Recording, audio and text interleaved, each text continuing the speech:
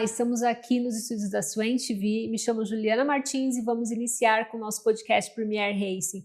Quero agradecer a Trópico Designer por decorar nosso estúdio, pela belíssima escultura que tem aqui hoje e também pelo Vitor Ladeira, nosso artista que faz pinturas épicas aí pelo mundo afora e nas pistas também. E hoje com o meu amigo, né, convidado, Cássio Cortez, que está aqui com a gente. Obrigada, Cássio, por ter vindo. Obrigado pelo Obrigada, convite. Nossa, eu vou te dizer que é uma honra e até meio que nervosa, assim, né? Porque além dele dividir pista com a gente, agora está dividindo o podcast aqui também. Muito obrigada por ter vindo. Legal. E bora lá. A ideia aqui hoje é com você ao contrário, né? Você especula, conta a vida de todo mundo, dos carros de todo mundo, as cilindradas, e a ideia é contar um pouquinho da sua vida e de entender esse fenômeno que aconteceu aí com o Cássio Cortez no mundo do automobilismo, porque muita gente te conhece, ou quando a gente mostra alguma coisa do Cássio na Fórmula Inter, todo mundo fica, nossa, que legal, que eu já vi ele na televisão, isso, aquilo. E são 20 anos de profissão? Comecei a trabalhar como jornalista em 2001, então são 23 anos. 23. Mas eu comecei com futebol lá no Sul, né? E aí quando eu vou para os Estados Unidos em 2004, aliás, aí eu realmente passo a trabalhar só com automobilismo e depois com carro, com automotivo. Então de pista de carro são 21 temporadas, vai. Nossa. Mas a paixão por carro é desde a infância, né? Então, eu cresci indo ao autódromo, Tarumã, aquela coisa toda em Porto Alegre, né? Então, de viver a pista, de amar esse universo, são... Desde que eu me conheço por gente, vai. Então, tô com 42, bota aí uns 38 anos. E a sua vida ali em Porto Alegre era sempre estar lá no Tarumã com a sua família, com seu pai? Como na verdade, o meu pai gostava, assim, a minha mãe também gostava, o meu tio Janjão gostava mais ainda, mas eu acho que eu peguei numa geração, né, eu sou de 82, então a gente ainda pegou aquela Fórmula 1 muito forte, né, com o Brasil, TV aberta. Domingo, todo mundo exato, na televisão, né? As famosas manhãs de domingo, né, então, por exemplo, eu lembro a primeira corrida assim, que eu tenho lembrança nítida de Fórmula 1 é a decisão do título de 87, o tricampeonato do Nelson. Eu tinha 5 anos, no Japão, acidente do Mansell e tal. Então, do GP do Japão de 87 até em diante, eu assistia todas as corridas, eu consumia todas as revistas, Era assíduo. Era uma coisa, e assim... A minha paixão por isso sempre foi maior que a dos meus pais, entende? Eles gostavam porque todo mundo no Brasil gostava naquele. Meu pai sempre foi muito do esporte, né? Meu pai foi atleta de futebol, de maratona, de triatlon. Então, também sempre gostou de Fórmula 1. Agora a gente teve Olimpíadas, né? Meu pai faleceu ano passado, mas é engraçado, assim, Olimpíadas a gente passava, depois que teve TV a cabo e tudo mais, era 15 dias na frente da TV, assim, a gente assistindo tudo. E comentando... salto com vara, ginástica rítmica, a gente era expert em todos os esportes, né? Então eu sempre tive muito essa coisa do esporte, mas o automobilismo é uma coisa de DNA que nasceu comigo. Eu sinceramente não tenho como explicar muito, né? Desde que eu me conheço por gente, sempre gostei disso mais do que o meu próprio entorno familiar, assim.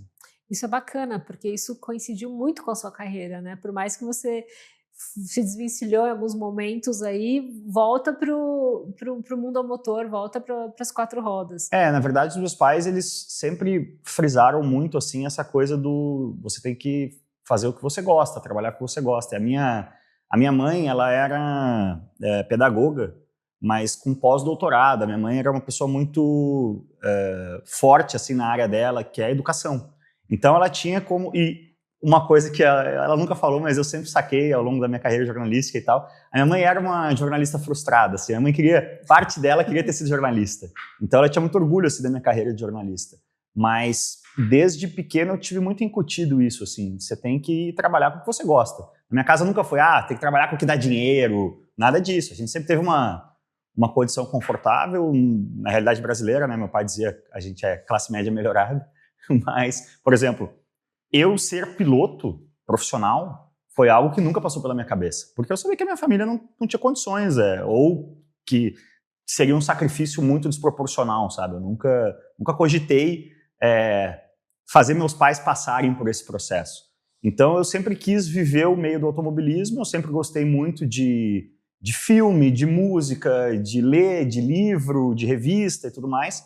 Então, a ideia de fazer jornalismo para trabalhar com esporte foi algo que se cristalizou na minha cabeça muito cedo, assim, já com 12, 13 anos. Eu ainda tinha um pouquinho de dúvida, porque eu gostava muito de futebol também, e a gente também, muita gente, eu já vi, por exemplo, o Vitor Martins, do Grande Prêmio, falar isso, a realidade de trabalhar com automobilismo no Brasil, hoje em dia com a internet é menos, né? Mas pensa ali, quantos empregos de repórter de automobilismo existiam no Brasil em 1992? Verdade. Eram 4 ou 5. Então, muita gente que gostava tinha essa coisa, eu gosto muito de automobilismo, mas acho que eu vou ter oportunidade mesmo com futebol. Com futebol. Então, eu comecei no futebol em Porto Alegre, e Porto Alegre vive muito futebol, Grêmio, Inter e tudo mais.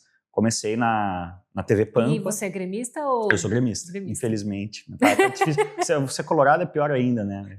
Muito, muito sofrido. Futebol é um assunto que esse ano, com toda a coisa da enchente lá, acabou disruptando muito, né, as temporadas dos dois times lá. Então ficou uma coisa um pouco, até uma tristeza assim, relacionada a isso, né?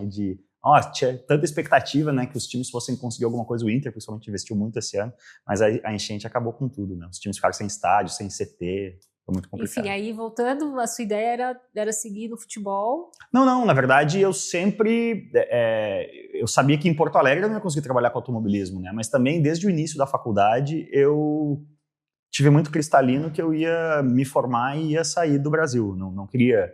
Isso é engraçado, eu nunca quis vir para São Paulo, né? Nossa... Eu sempre achei que o meu futuro de carreira ia ser nos Estados Unidos. Eu gostava muito de Fórmula Indy, mais até do que Fórmula 1.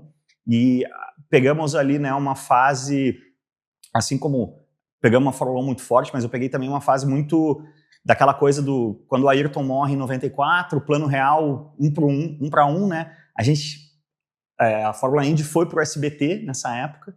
E muito patrocinador brasileiro, porque o dólar era muito barato. A gente tinha 6, 7, 8, 9 pilotos brasileiros na Fórmula Indy ali no fim dos anos 90, ganhando corrida, ganhando título. Jude Ferrari campeão em 99 e 2000. Não, 2000, 2001. Cristiano da Mata campeão em 2002. Então e essa coisa da acessibilidade do automobilismo americano e o lance das revistas, né? Tinha... a revista oficial da Fórmula Indy chegava na banca lá em Porto Alegre, eu me lembro, pagava uma fábula, assim, R$35 em 98, assim, para uma revista importada. E a própria Racer, que é a principal revista de automobilismo lá, uma revista muito boa. Então, lendo essas revistas, eu queria ir para os Estados Unidos trabalhar com automobilismo. E isso é engraçado também, eu comecei a fazer vídeo muito cedo. Quando eu comecei a trabalhar na TV Pampa em Porto Alegre, era uma afiliada da Rede Record, que tinha os direitos do Campeonato Brasileiro na época. Então, com 19 anos, eu estava fazendo ao vivo em rede nacional com o Fernando Vanucci, fazendo posto em jogo de Brasileirão, em Olímpico, Beira-Rio. Mas eu nunca... Eu sempre preferi a escrita nessa época, assim. Eu queria trabalhar com revista. E as grandes revistas de automobilismo... Não tinha revista renomada aqui no Brasil? No Brasil de automobilismo não, né? A gente sempre teve uma coisa forte com o automotivo, né? Com produto, 4 rodas, auto esporte. Se você for mais para trás ali era Motor Show, e antes a Motor 3, mas revista boa de automobilismo, com texto bom, a gente não teve tradição nenhuma. Então eu me formei em dezembro de 2003 e em maio de 2004... Você se formou em comunicação? Em jornalismo. Jornalismo. Em maio de 2004 eu fui fazer uma pós em publishing, né, mercado editorial seria a tradução, né? Quem quer trabalhar com revista, livro, com editora, nos Estados Unidos vai para a área de publishing, né? Então eu fui fazer uma pós em publishing na NYU, na Universidade de Nova York, que era um programa de verão, assim, 8 semanas de aula de manhã e de tarde, que te valia como crédito para iniciar um mestrado em publishing, né? Mas eu não queria carreira acadêmica, eu fiz esse programa no verão, e aí quando ele termina, eu comprei uma van, uma Dodge Caravan 93 por $800, e passei a seguir. Na época tinha um racha da Fórmula Indy, né? Que tinha a kart e a IRL, era a Fórmula Mundial aqui no Brasil, e a Fórmula Indy. Então tinha corrida todo final de semana, né? Porque eram 2 calendários de 16. Então eram 32 corridas por ano, todo final de semana tinha corrida.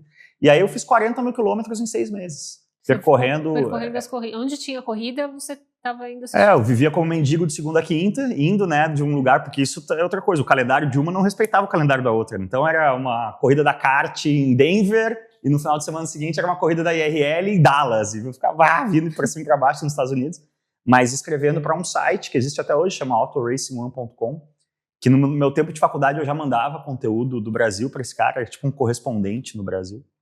E aí quando terminou a minha pós em Nova York, eu falei, comprei uma van e quero ir para as corridas. Ele falou, que legal, não consigo te pagar, mas eu consigo te credenciar.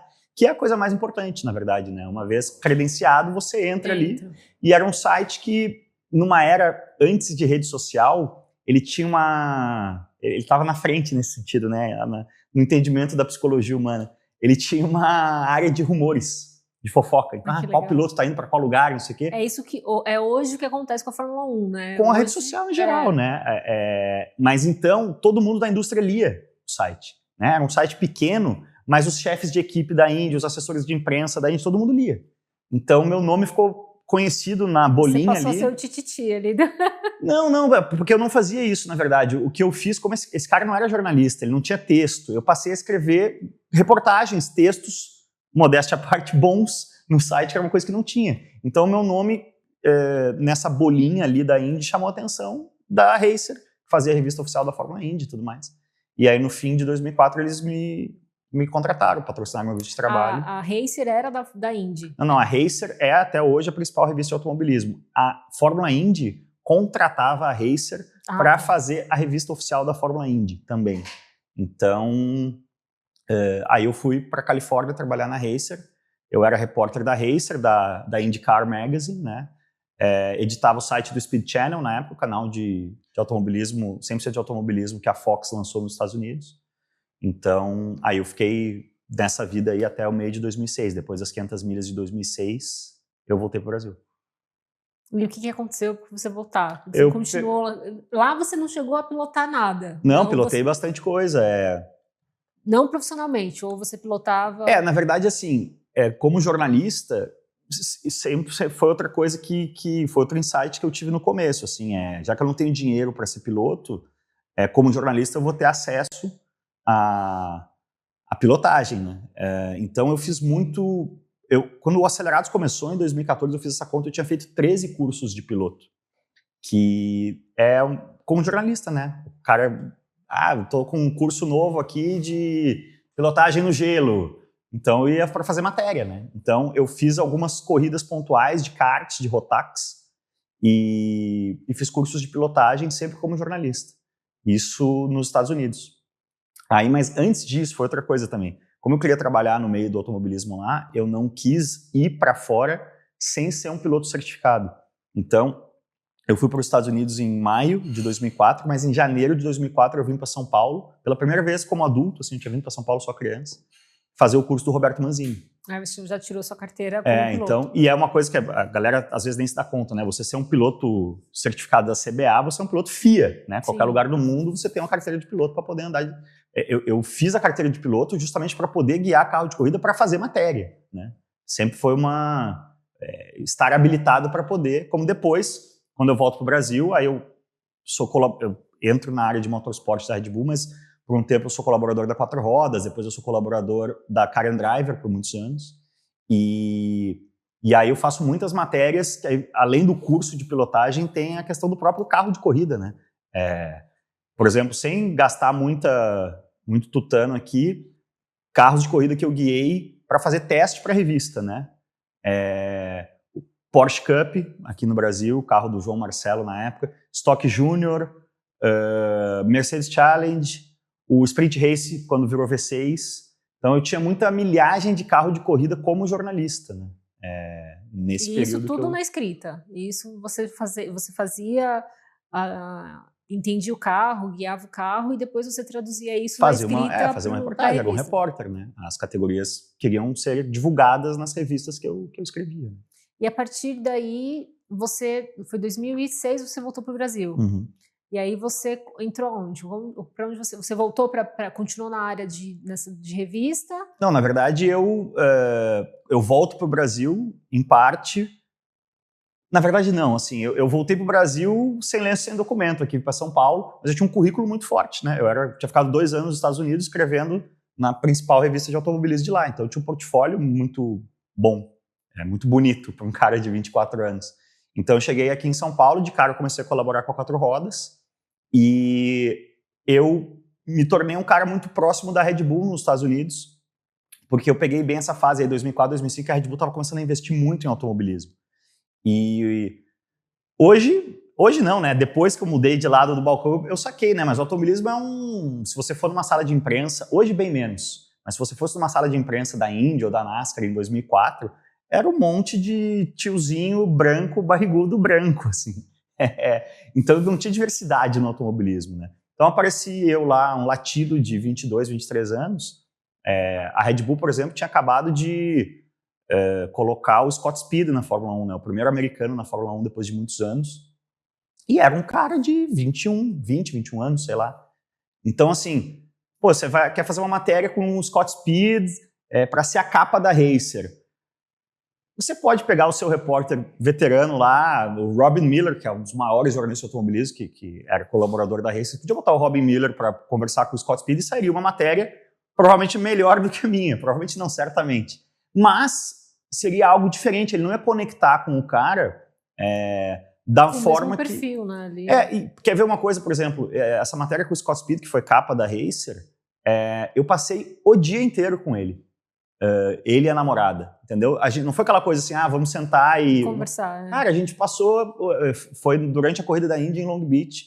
Então, tipo, você entra num... Por quê? Porque eram dois caras da mesma idade conversando, falando de corrida e tudo mais. Então, por exemplo, nesse meu portfólio eu tinha essa matéria de capa da Racer com o Scott Speed, que era um projeto que a Red Bull investiu milhões para levar um americano para a Fórmula 1. Então, quando eu volto para o Brasil, eu bato também na porta da Red Bull. Eu sou jornalista brasileiro, passei 2 anos nos Estados Unidos, especializado em automobilismo. E aí, também, por sorte de timing, a Red Bull, no fim de 2006, assinou contrato para entrar na Stock Car em 2007. E aí criou-se uma área de motorsport, de marketing de motorsport na Red Bull Brasil. E eu entrei para ser o assessor, né? O criador de conteúdo, não existia esse termo na época, mas o coordenador dessa área. Aí eu fiquei 5 anos fazendo isso, motorsport. Como que era o dia a dia disso com a Red Bull? Toda vez estava no autódromo? Muito intenso, assim, pra você ter uma ideia. Devia ser uma loucura, né? Em 2010, eu fiz essa conta, porque a Red Bull, o que era motorsport no mundo Red Bull, né? Era Fórmula 1, que aqui no Brasil pegava muito o GP Brasil e as ativações malucas que a Red Bull fazia, né? A galera esquece que... essas loucuras que a Red Bull faz. Hoje em dia não faz mais na Fórmula 1, né? Porque tá ganhando corrida há muito tempo. Mas ali em 2005, 2006, que não ganhava corrida, era carro de Fórmula 1 subindo a montanha de neve não sei aonde, carro de Fórmula 1 na praia. Aqui em São Paulo a gente colocou na 23 de maio, né? Foi o meu primeiro evento de motorsport na Red Bull, foi o carro de Fórmula 1 aqui na 23 de maio às 5 da manhã em São Paulo.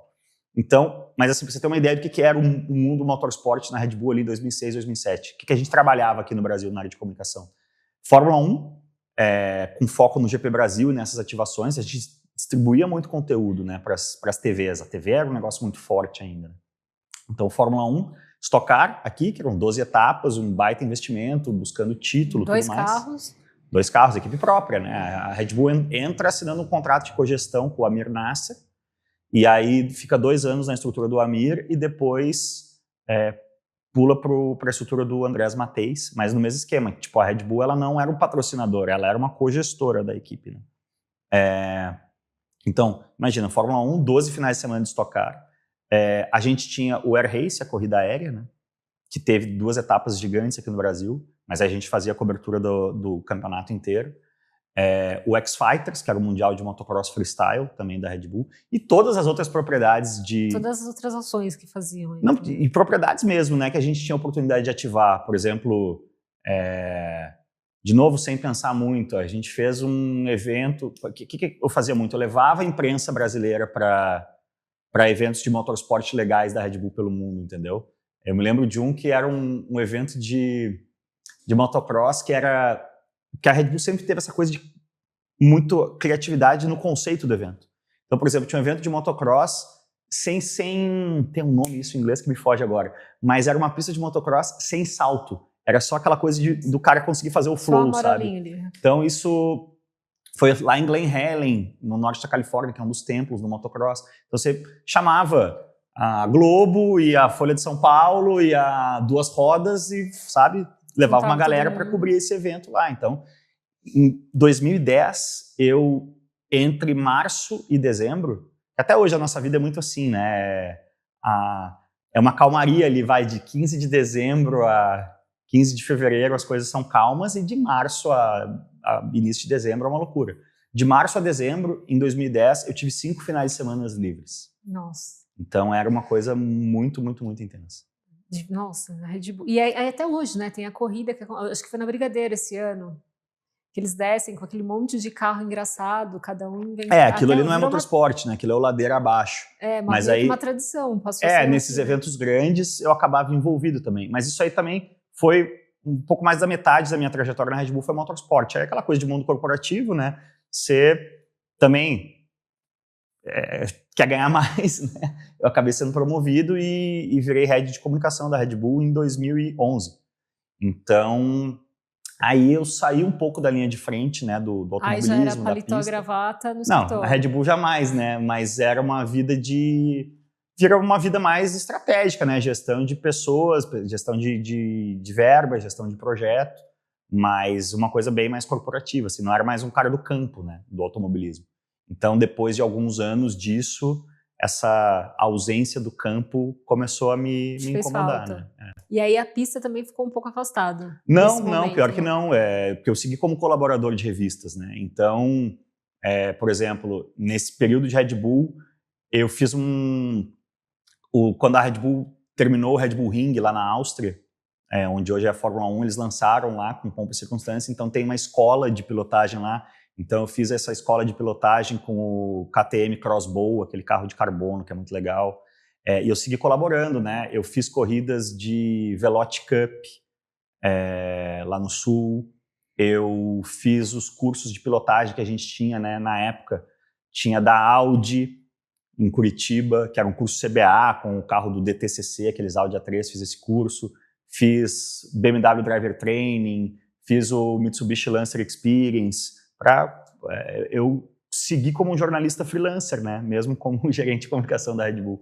Então, e kart, isso, né? Acabou os finais de semana mesmo. Não tinha como e dele kart também, né? Isso é importante também. Então, em 2000 Kart é a base, não tinha como, né? O que aconteceu? Em 2007, o Rodrigo França, ele fazia assessoria do cartódromo da Grande Viana e do próprio Felipe Giafone, e ele teve essa ideia de formar uma equipe de jornalistas nas 500 milhas de kart. E eu estava na Red Bull e eu consegui convencer o pessoal lá a patrocinar.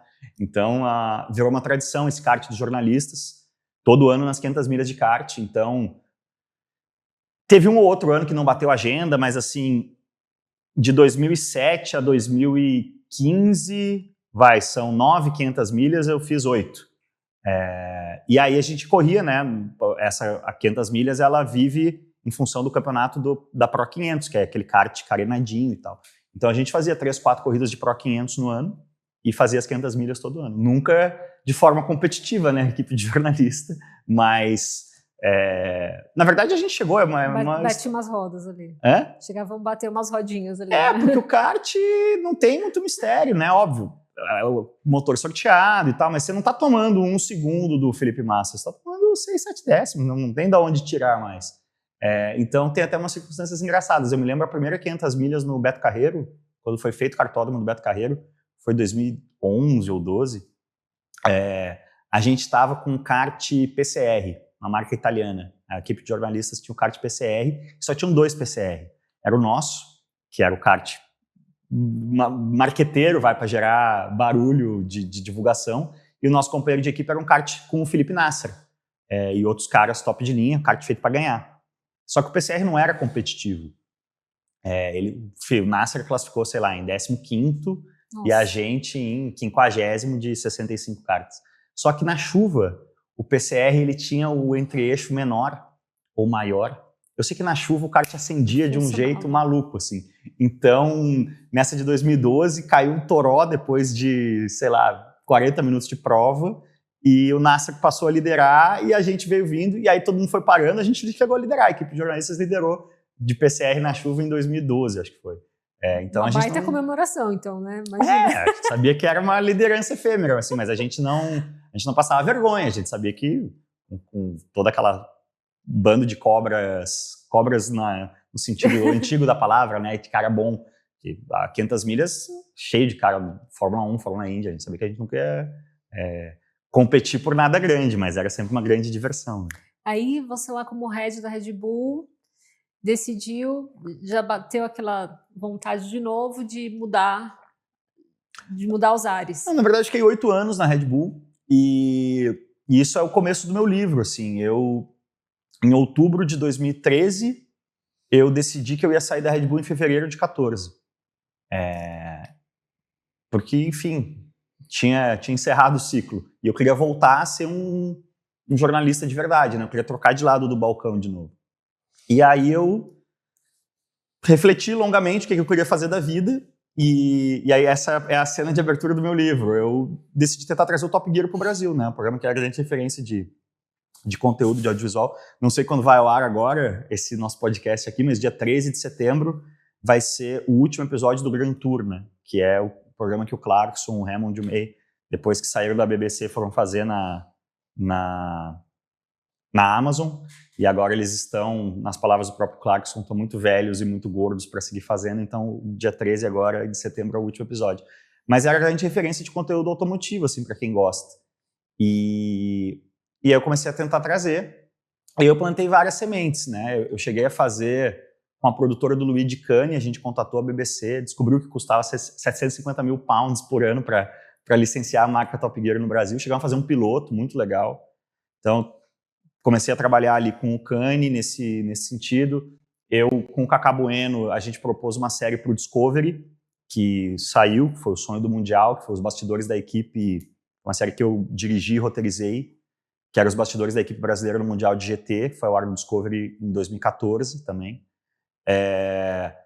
Eu gravei o piloto, que foi ao ar anos depois, já com Acelerados no ar, da Car and Driver TV, né? A revista Car and Driver existia ainda, então eu como colaborador e um cara que ninguém ali na revista tinha muita vivência de vídeo, eu tinha, né? Isso é outra coisa, assim, a Red Bull ela é uma grande produtora de conteúdo, eu tinha muito know-how de produção de audiovisual, né? Então, fui apresentador desse Car and Driver TV.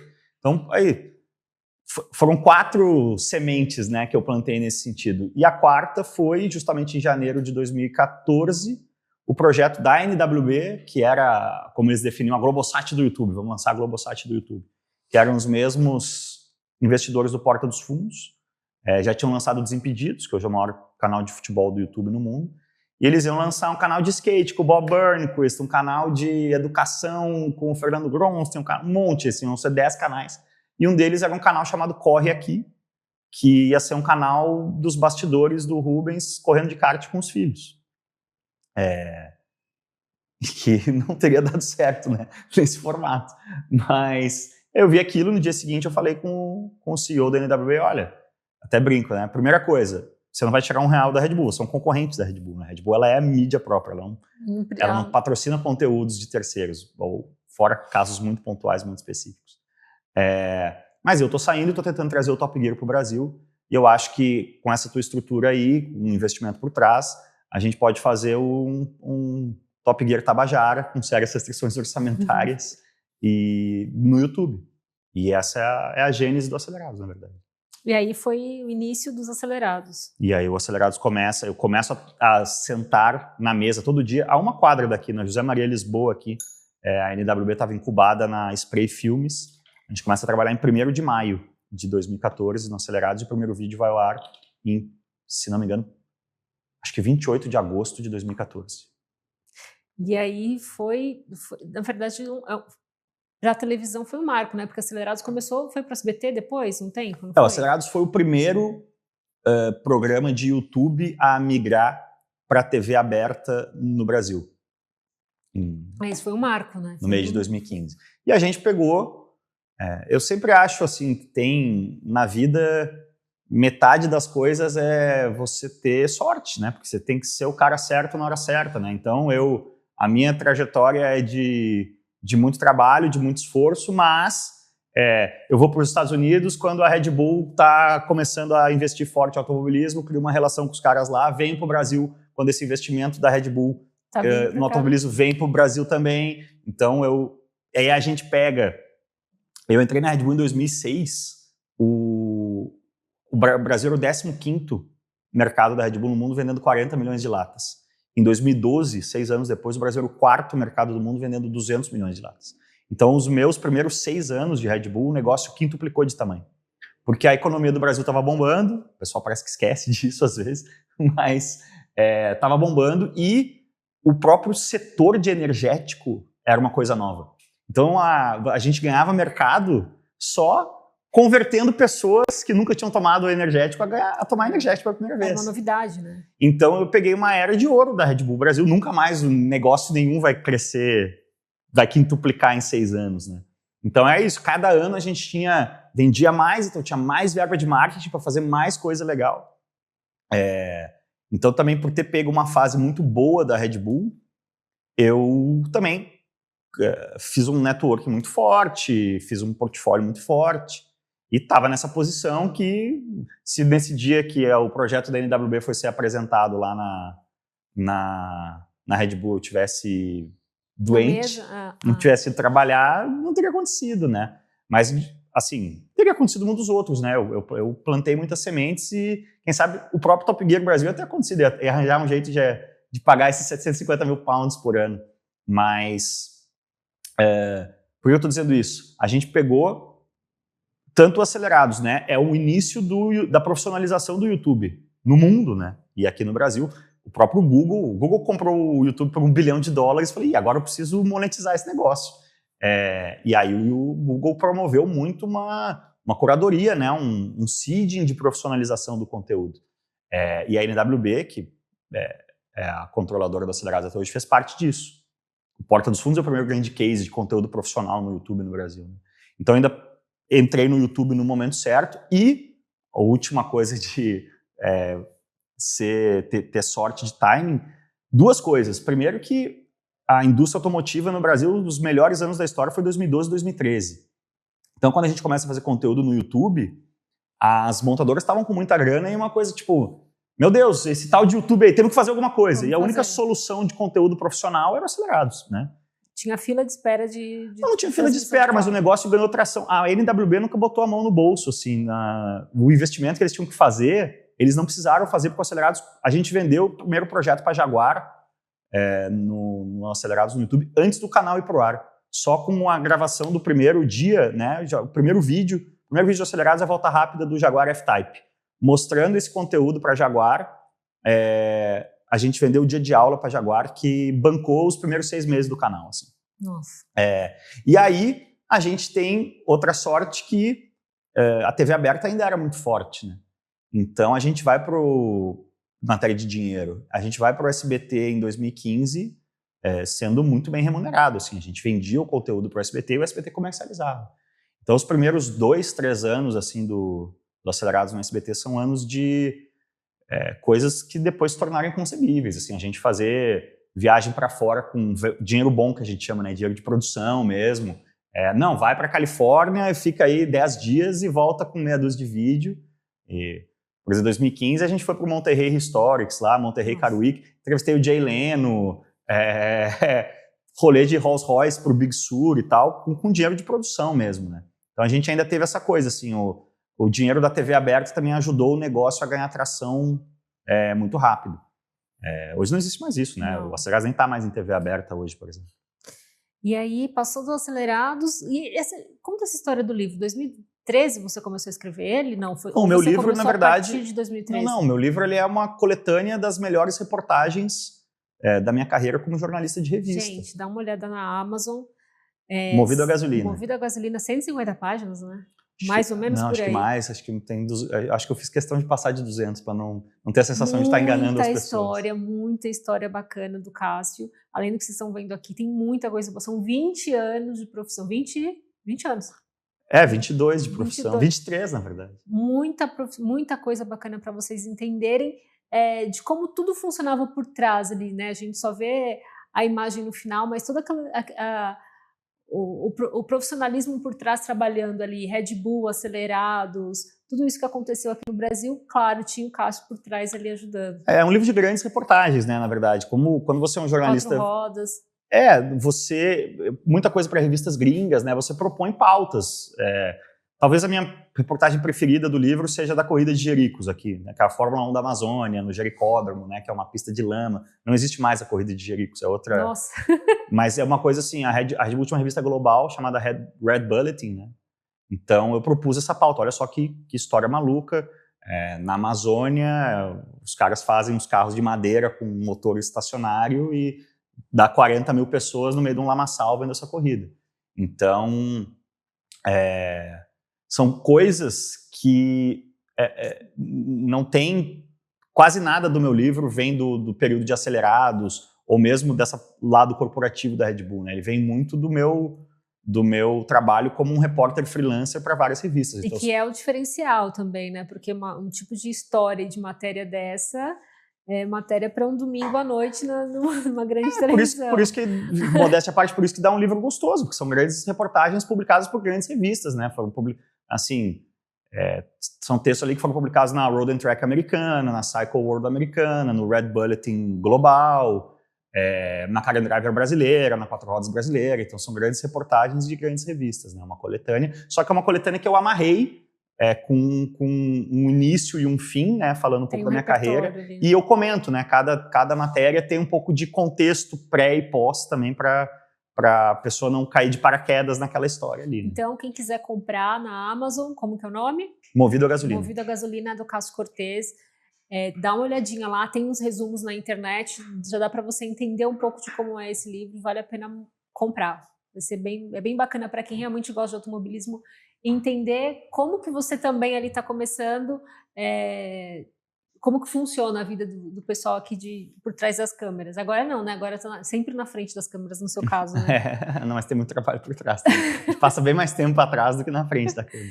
E aí chegou um momento da sua vida também que você começou a fazer a sua própria carreira falando Cássio Cortez, né? A sua marca Cássio Cortez, onde você começou com podcast, trabalhar com o seu nome. Na verdade, o Acelerados, ele, sinceramente, ele não ocupava todas as minhas horas. E não satisfazia todas as minhas... O livro, por exemplo, é um projeto, um side project meu durante o Acelerados, né?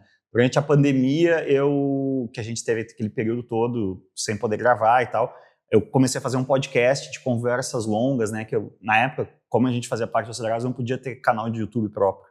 Então, mas tinha saído o IGTV, né, no Instagram, que permitia vídeos de até 1 hora no Instagram. Então eu comecei esse formato de fazer um podcast no Instagram, de conversas longas e tal. Eu tinha capacidade mental e espiritual ociosa no Acelerados, mas eu não pretendia sair do Acelerados. A história da minha saída, se você googar aí você vai ver, foi a minha revelia, mas é aquela história, eu sempre falo isso, né? Você não... Quem é criador é incancelável, né? Se amanhã eu vender o meu canal Cássio Cortes, porque tem casos, né, no YouTube brasileiro de marcas que compraram canais de criadores, e sei lá, a Motu, a Delinte aqui, que me apoiam há muitos anos, se elas quiserem ter um canal de coisa e me comprarem o meu canal, beleza, o canal do Cássio Cortes vira o canal da Motu, e no dia seguinte a criação do Cássio Cortes é do Cássio Cortes. É o meio, não a mensagem. Aliás, é a mensagem, não o meio, né? Não importa qual é o meio, a mensagem é sempre a mesma. Então, eu vivo esse universo carro, automobilismo desde criança e eu gosto de contar histórias a respeito. Não? Essa é a minha vida, seja em qual meio for. E aí, nos dias de hoje, nós temos aí o Noah, que também toma conta aí um pedacinho da sua vida, junto com a Roberta, uma mulher linda. Gente, quando eu vi essa moça no autódromo, eu não acreditei o quanto... Na internet, você olha e você vê que ela é bonita, mas quando você vê ela pessoalmente, e ela é repórter da Band, né? Do Jornal da Band. Do Jornal da Band. Gente, que moça linda. Eu olhei para ela, a primeira coisa que eu falei, nossa, que linda. Linda.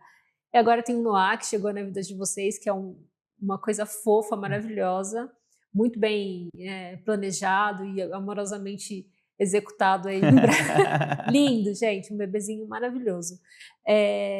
Tem a sua família agora, né? Que isso é bem bacana, porque a gente consegue ver isso, ver você com a Roberta, ver o Noali, a sua vida particular também é bem bacana, a forma com que você expõe isso também é bem bacana para... Isso é um desafio, né? Porque se você quiser ser duas palavras que eu não gosto, mas um criador de conteúdo ou um influencer, né? Inevitavelmente você vai ter que mostrar um pouco da sua vida pessoal, né? E eu acho assim, eu tenho sempre um pé muito atrás com quem tem uma vida nas câmeras e outra vida por trás das câmeras, ou pessoas que eu sou um cara sempre muito transparente, eu falo as coisas, eu não conseguiria ter um personagem que não fosse eu mesmo, eu não sou um ator tão bom assim. Então, acaba sendo muito orgânico, assim, até foi uma conversa que eu e o Roberto tivemos, assim, aquela história, puxa, por exemplo, o nosso filho, ele não está escolhendo aparecer, né? É uma coisa...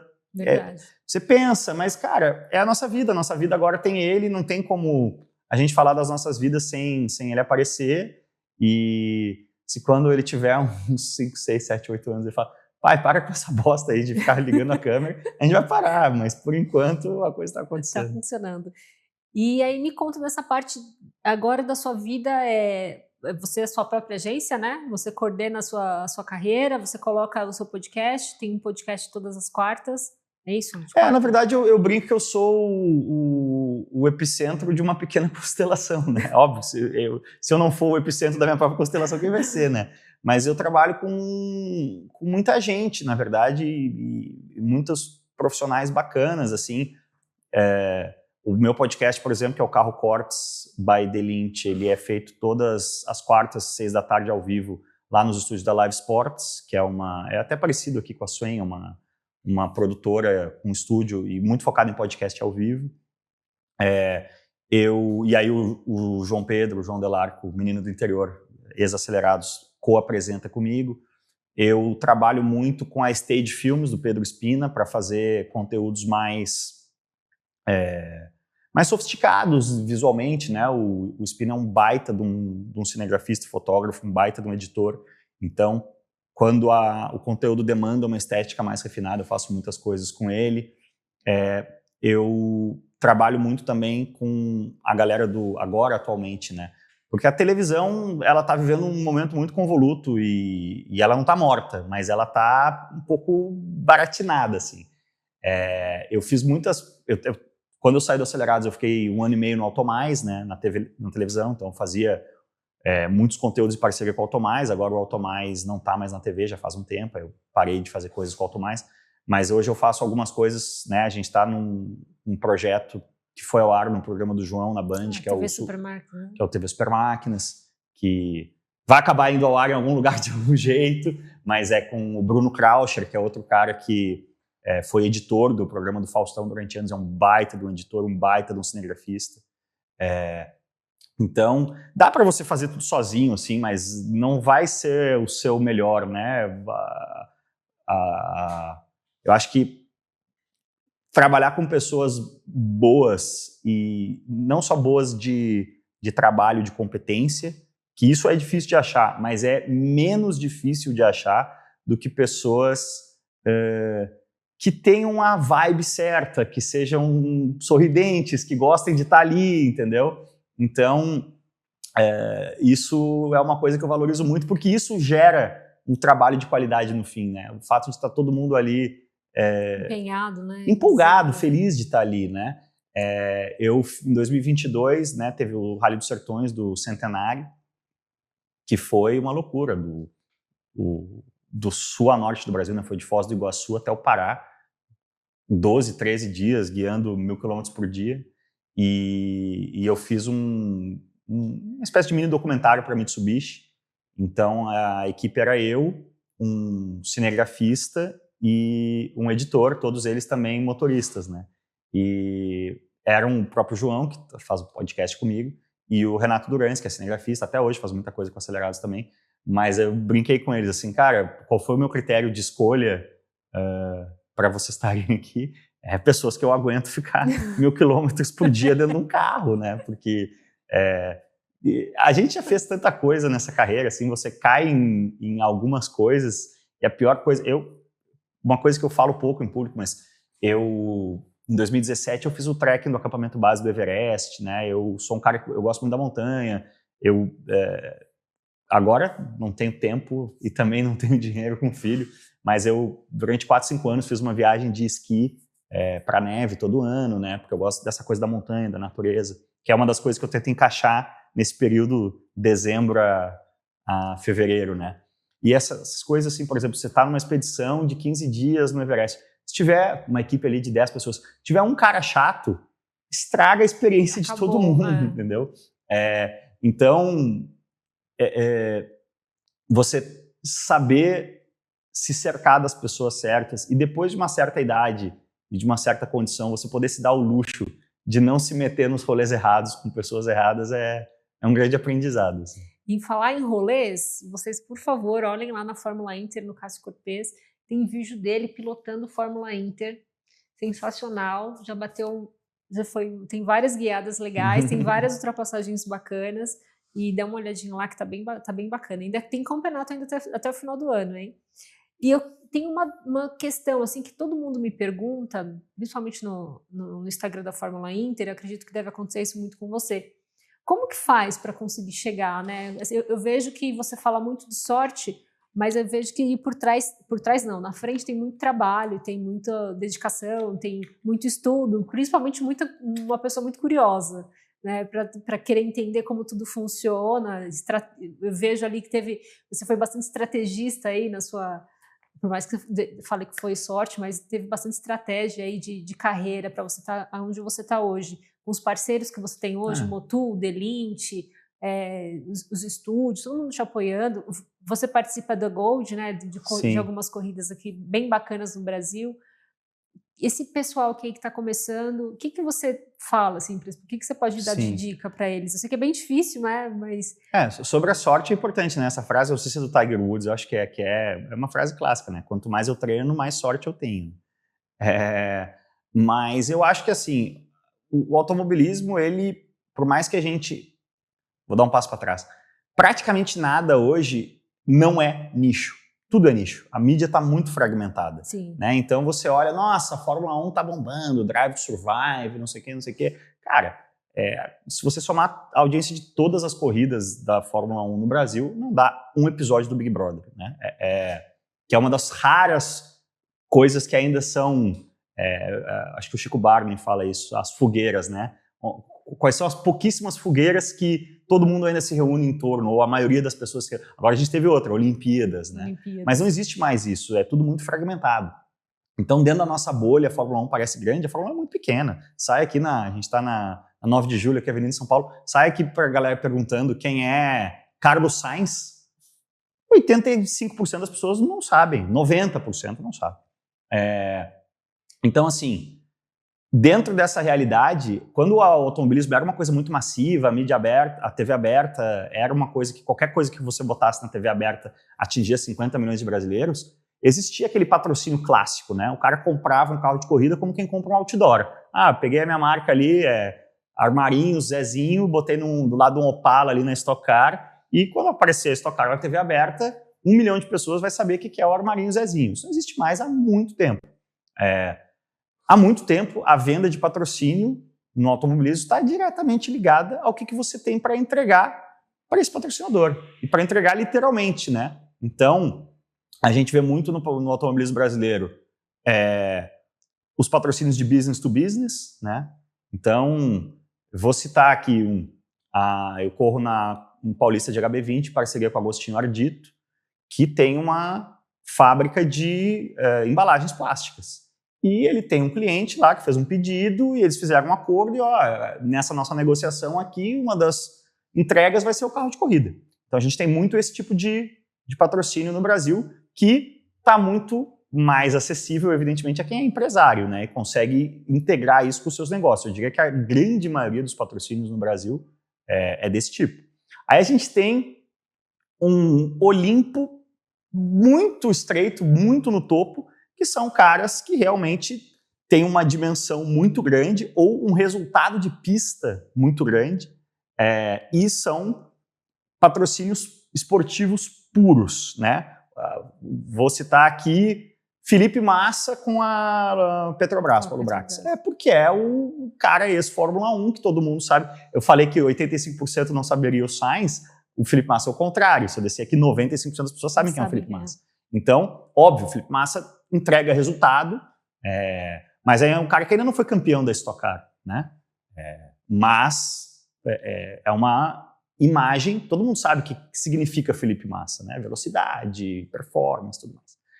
E aí você tem o outro tipo, que é o patrocínio esportivo puro mesmo, que eu vou citar um outro cara, Daniel Serra, que ganhou o Le Mans 2, 3 vezes nos últimos anos, tricampeão da Stock Car, nos últimos 6, 7 anos, acho que o Serrinha chegou na decisão da Stock com chance de ser campeão em todos, né? Ganhou 3, perdeu 3 ou 4. E a Eurofarm tá com ele, porque a Eurofarm quer ganhar corrida e quer ganhar título. Agora não tá mais, vai ser a Blau ano que vem, né? Mas o Serrinha é um cara que, se você olhar, sei lá, o Serrinha tem 40, 50 mil seguidores, ele não tá... ele é um cara mais tímido, ele não faz questão de fazer muito marketing pessoal, só que ele guia muito, né? Então tem vamos lá, tô citando os caminhos aí, né? O business to business, o caminho midiático, que eu citei o Massa, mas até não é um bom exemplo, porque o Massa também tem a questão de performance, né? Mas vou tentar dar um exemplo assim, vou dar um exemplo do midiático. Renato Garcia, que é um dos maiores youtubers brasileiros, tem 20 milhões de inscritos no YouTube, e ele corre no Drift, no Ultimate Drift, porque quando ele participa da transmissão ao vivo do Ultimate Drift, vai para 1 milhão de pessoas assistindo, porque ele é um canhão de mídia.